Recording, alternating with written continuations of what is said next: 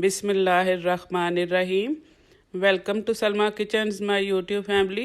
बहुत सारी दुआएं आप सब के लिए, अल्लाह ताला आप सब के लिए आसानियाँ पैदा फरमाए। तो चलिए देखते हैं कि आज सलमा किचन में क्या बनने वाला है। तो शुरू करते हैं। बिस्मिल्लाहिर्रहमानिर्रहीम। आज सलमा किचन में कीमा और चने, वाइट चने का सालन बनने वाला है। तो उसके लिए हमने हाफ़ kg लिया है कीमा। इसको हमने अच्छी तरह से धो के साफ़ कर लिया है। कुकर में डाल देंगे। 2 गट्ठी लहसुन है, ये डाल देंगे। 1 बड़ी या 2 मीडियम साइज़ की प्याज हैं, ये भी हम इसके अंदर डाल देंगे। नमक हस्बे ज़रूरत डालना है। 1 टीस्पून लाल मिर्च पाउडर डालेंगे इसके अंदर। 1 टीस्पून हल्दी पाउडर डालेंगे और 1 टीस्पून साबुत गरम मसाला डालेंगे और 1 टेबलस्पून भर के इसके अंदर हम सूखा धनिया पाउडर डालेंगे और 1 कप पानी डाल देंगे और इसको हम ढक के तकरीबन 15 मिनट के लिए इसको हम रखेंगे कुकर के ऊपर। आप अपने कुकर के हिसाब से आप इसे रख सकते हैं। आप कुकर के बगैर भी इसे पका सकते हैं, लेकिन थोड़ा टाइम लगेगा। तो 15 मिनट के बाद हम इसे खोलेंगे। खोल के हमने इसको कढ़ाई में ट्रांसफ़र कर लिया है ताकि आपको देखने में आसानी हो।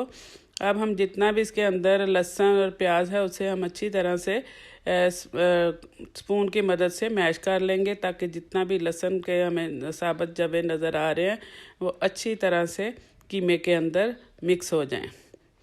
ऑयल डालेंगे। ऑयल को एकदम से ज़रा ज़्यादा ही डाल गया है और 2 टेबलस्पून मैंने अदरक के डाले हैं और 1 अदद टमाटर है। इसको डाल के हम अच्छी तरह से कीमे को भूनेंगे। कीमा जितना अच्छा भुना हुआ होगा उतना ही ये टेस्टी होगा। हमने इतना इसको भूनना है कि इसके अंदर जो हमने डाले हैं ना टमाटर, ये सारे इसके अंदर डिज़ाल्व हो जाएं। बिल्कुल भी हमें टमाटर इसके अंदर नज़र नहीं आने चाहिए। मैं इस कीमे को तब तक भूनूंगी जब तक कि टमाटर इसके अंदर अच्छी तरह से मिक्स नहीं हो जाते। टमाटर अच्छी तरह से मिक्स होने के बाद 4 टेबलस्पून इसके अंदर मैंने डाला है दही। दही को अच्छी तरह से फेंट के आपने डालना है, वरना इसकी गुठलियाँ अंदर बनी रह जाएंगी। अब मैं इसको थोड़ा सा कलर देने के लिए कश्मीरी लाल मिर्च डाली है। हाफ़ टीस्पून से थोड़ी कम ही है।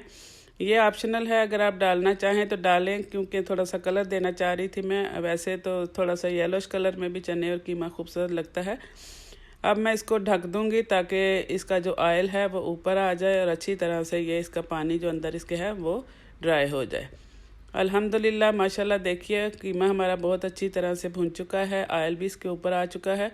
अब हम इसके अंदर उबले हुए चने ऐड करेंगे। ये मैंने इनको पहले ही भिगो के तो उबाल लिया था। ये हमने डाल दिए हैं। ये 1.5 पाव चने हैं। आधा किलो कीमा था, 1.5 पाव मैंने इसके अंदर चने डाले हैं। इनको अच्छी तरह से हम 5 से 6 मिनट इसके साथ भूनेंगे और इसके बाद हम थोड़ा सा पानी डाल के तो इसको हम कवर कर देंगे ताकि इसके अंदर अच्छी तरह से चने भी अच्छी तरह से इसके अंदर पक जाएं। अब हम इसको कवर कर देंगे 6-7 मिनट के लिए। इस दौरान हम एक पैन लेंगे, उसके अंदर ये मैंने 1 टीस्पून डाला है ज़ीरा, 1 टीस्पून डाला सूखी मेथी और 1 टीस्पून ही मैंने इसके अंदर साबुत धनिया डाला है। इसको हम ड्राई रोस्ट करेंगे ताकि हल्की सी इसके अंदर खुशबू आ जाए और ये अच्छी तरह से रोस्ट हो जाए। फिर हम इसको पीस लेंगे।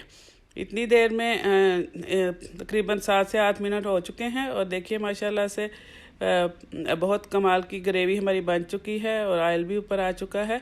इसको अच्छी तरह से हम मिक्स करेंगे।